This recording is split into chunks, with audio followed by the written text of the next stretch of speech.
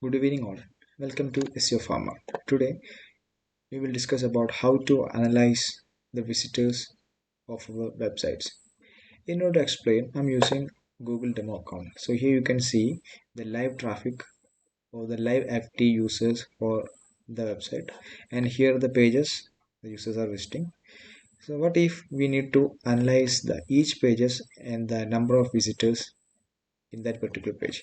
In order to analyze, we have to create a custom report to analyze the users and the new users for our website. So here, go to the customization menu and select custom reports.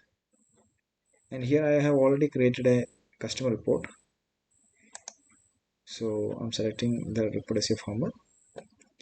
So the SEO farmer report is loaded. Now you can see here the user count. This is the page URL.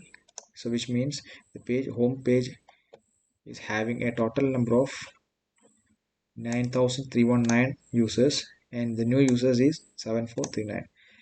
And how it is done is, we can see the edit option here. When we select, there is a metric groups here.